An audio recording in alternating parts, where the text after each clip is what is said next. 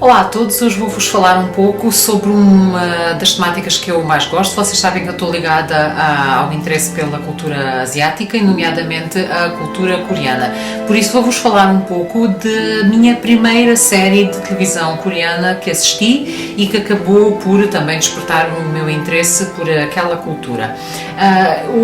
Este interesse por esta série também veio de outro interesse meu que tem a ver com o gosto por filmes e séries ligadas à fantasia e ao sobrenatural. Aliás, a série Sobrenatural, a série americana, é uma das minhas preferidas de sempre e quando a professora Sofia me falou desta série, eu realmente fiquei interessada porque tinha aqui o seu toque de fantasia e misticismo, que são temáticas de que eu gosto muito. Esta série chama-se O Livro da Família Gu e é uma série que se passa no passado. Esta série já é de 2013, precisamente o ano em que eu comecei a interessar-me mais pela cultura coreana. Atualmente ela já se consegue encontrar legendada em português do Brasil. Naquela altura era complicado, tínhamos que ver com legendas em inglês e obviamente a língua original é coreana. Teve 24 episódios que passaram entre abril e julho. Esta série foi nomeada para imensos prémios, teve um grande impacto, até pelos atores que eu já vou falar mais há pouco, porque alguns dos atores estão também ligados ao mundo da música e já eram atores populares na Coreia e com esta série acabaram por ter outra popularidade ainda maior.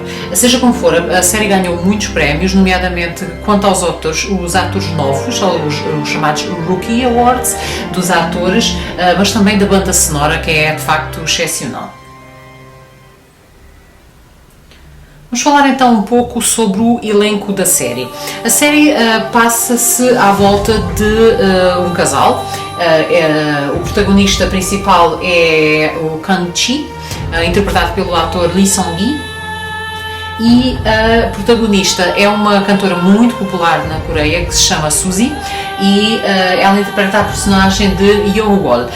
Este casalinho vai ocupar grande parte dos 24 episódios da série. No entanto, os pais do Kang-chi são quem tem o foco no início da série. Essas duas personagens são estas duas. O Wol-young, interpretado por Choi Jin-hyuk, e a So-ah, interpretada por Lee Yeon-hee. Estes dois atores ganharam precisamente o prémio de melhor ator revelação daquele ano. A série começa com eles os dois a conhecerem-se e depois vai acabar por evoluir para a relação do filho deles, que é o Kang-chi.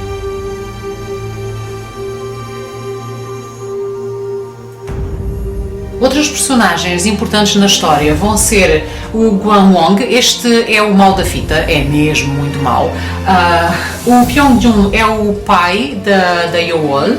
O Song-jun é uma espécie de figura paterna também, mas era o grande amigo do pai do protagonista.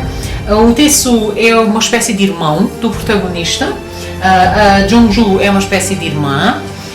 E o Gun é o guarda-costas da protagonista feminina. Quanto à história, a história para mim é excepcionalmente bem pensada.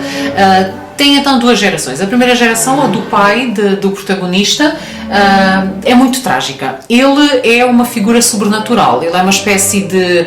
chama-se Gumio e é um ser que tem poderes sobrenaturais, com uma grande ligação à natureza e à terra. Ele cresce, ele assim umas garras muito grandes, fica com os olhos vermelhos e obviamente toda a gente tem muito medo dele, mas ele vai se apaixonar pela mãe do Kang-chi e para ela ele era tudo.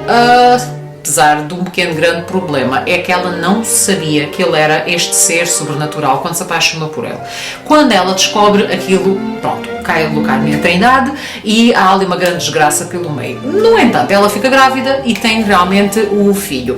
E então os dois primeiros episódios focam-se na história dos pais e depois evolui a partir do terceiro episódio, tem tudo a ver então já com a história do protagonista.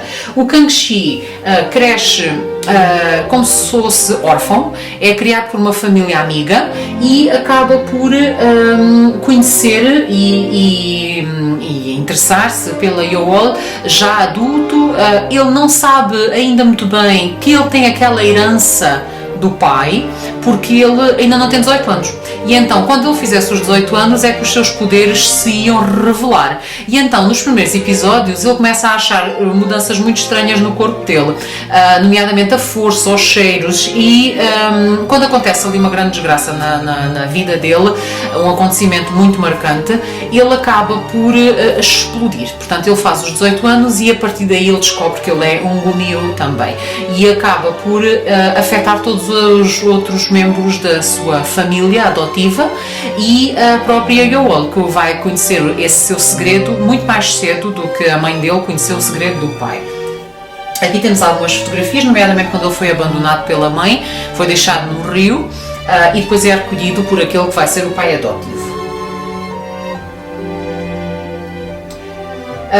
Se vocês repararem, não conseguem ver muito bem, mas as imagens da série mostram-vos como a época é do passado.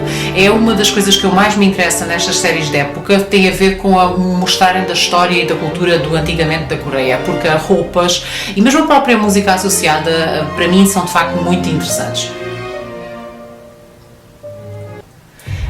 Não sei se vocês aqui conseguem ver, mas os olhos do Kang-chi são verdes, um verde floresta mesmo intenso. Isto é quando ele é revelada a sua identidade, e a parte mais engraçada da história começa quando o pai dele regressa. O pai tinha ficado numa espécie de sono e ao fim de quase 20 anos ele acaba por despertar. Só quando ele desperta ele não se lembra de quem é e está muito monstruoso mesmo, mas depois vai descobrir o filho. E então obviamente que a relação entre eles vai ser ao princípio um bocadinho conflituosa, até porque eles parecem que têm a mesma idade, e na vida real os atores têm praticamente mesmo a mesma idade, porque o pai, como é imortal, nunca envelheceu. Essa parte também é muito interessante. A história, no entanto, não tem aquilo que eu considero um final feliz. Apesar de estas duas imagens são os protagonistas num presente, porque obviamente que o Kang-chi também tem o seu gene da imortalidade. Portanto, no final, o final é muito aberto, é um desafio realmente para os espectadores que adoraram a série, mas para mim foi o melhor que se conseguiu arranjar para a série mesmo assim não acabar mesmo mal. Apesar desse final que me desiludiu um pouco, eu gostei imenso, porque foi a primeira série coreana que eu vi e uma que me marcou mesmo. Até hoje continua a ser uma das minhas séries preferidas ao fim de dezenas e dezenas de séries que eu já vi. Independentemente da língua, para quem gosta de uma época diferente e uma história romântica, mas ao mesmo tempo trágica, aconselho sinceramente a ver, porque quem ultrapassar a questão da língua é uma série excepcional, quer nas interpretações, os efeitos especiais, a música e a própria história em si.